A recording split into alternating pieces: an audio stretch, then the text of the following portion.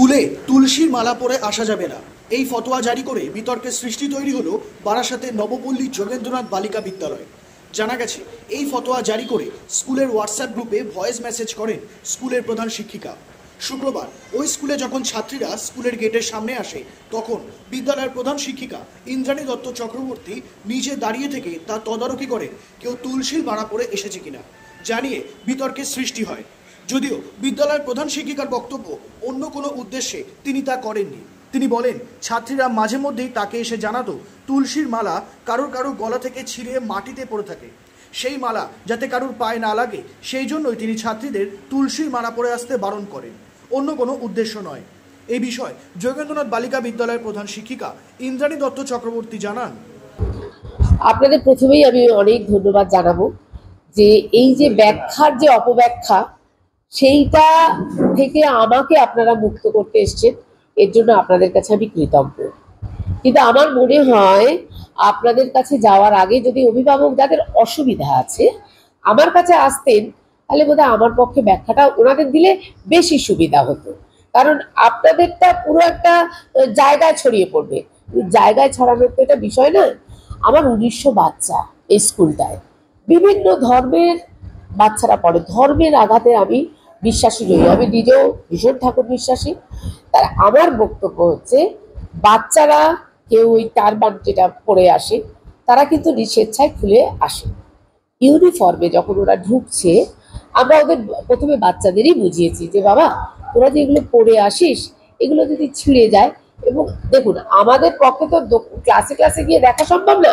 কোনো মেয়ে এসে বলে ম্যাডাম ও তুলসীর মালা পরেছে ভণ্ড, একটা মেয়ের নাকি তুলসীর মালাটা ছিঁড়ে গেছে, ছিঁড়ে গিয়ে সেটা পায়ের তলায় পড়েছে, সেটা তো কোন ধর্ম কোন মানুষ বলে নয়, বাচ্চাদের আমাকে শেখাতে হবে। ওদের তো অ্যাডোলেসেন্স পিরিয়ড, সেটা তো আমাকে শেখাতে হবে। সেই জন্য আমি আগে বাচ্চাদের বুঝিয়েছি যে দেখ আমাদের অনেক তাবিজ কবজ অনেক কিছু আছে, আমরা সেগুলোকে দেখাই না, তোরাও বাবা তুলসীর মালাটা একটু খুলে আসিস, কারণ এটা ছিঁড়ে যাচ্ছে, তোরাই এসে বলছিস ছিঁড়ে যাচ্ছে, ছিঁড়ে গেছে, পায়ের তলায় পড়াটা তো ঠিক না। এবার এত কথা তো ভয়েসে বলা যায় না, এবার আমি প্রতিদিনই ভয়েস দিই, কটায় ঢোকা, কটায় বেরোনো, কটায় ছুটি। এবার আমার যারা গার্জিয়ান, কিছু গার্জিয়ান তো অবশ্যই ভালো আছে, যার জন্য তারা হয়তো আপনাকে দেননি, যারা দিয়েছেন তাদের কি ভাবাবেগে দিয়েছেন আমি তো বলতে পারবো না, কি ভেবে দিয়েছেন সেটাও আমি বলতে পারবো না। কিন্তু এরকম কোনো ইন্টেনশন আমাদের শিক্ষা প্রতিষ্ঠানে থাকে না যে বাচ্চাটাকে তার ধর্মে আঘাত করে। ধর্মে আঘাতের আমাদের কোনো কিছু থাকে না, না না ফতেয়াজারি একদম না। একটা তুলসীর মালা কারোর পায়ে পড়বে সেটা তো খারাপ, কেন ফতেয়াজারি করতে যাব? ওরা আমার সম্পদ, ওই বাচ্চাগুলোর আমরা মা প্রত্যেকেই, আমরা তো 10টা 20 থেকে 10টা 4টে 20 পর্যন্ত থাকি, ও আমাদের নিজেদের সংসার বাচ্চা সব ছেড়ে, তাহলে ওদের সঙ্গে তো আমাদের কোনো শত্রুতা নেই, ওদের বোঝানো, ওদের বোঝানো। সারাদিন পড়ো বাবা, শুধু এইটুকু সময় এই ছেঁড়াছিড়ি, টাকা চুরি হয়ে যাচ্ছে, ম্যাডাম আমার টাকা চুরি হয়ে গেছে। অন্যদিকে প্রধান শিক্ষিকার এই ফতোয়াকে সমর্থন করে স্কুলের ছাত্রীরা জানায়, না এখানে আমাদের সত্যি কোনো অবজেকশনের জায়গা নেই। ম্যাম যেটা বলেছেন আমরা যারা অ্যাটলিস্ট বুঝতে পারছি ম্যামের কথাটা, যে ম্যাম কোন উদ্দেশ্য থেকে কোন মানসিকতা নিয়ে এটা বলেছেন, তা আমরা সবাই ম্যামকে সাপোর্ট করছি যে এটা করা উচিত, এটা প্রত্যেকটা জায়গায় করা উচিত। এবং সবচেয়ে বড় কথা হলো যারা তুলসী মালা পরিধান করছে তারা অ্যাকচুয়ালি নিজেদের ধর্মটাকে কতটা জানে সেটা নিয়েও আমাদের মনে যথেষ্ট সংশয় রয়েছে।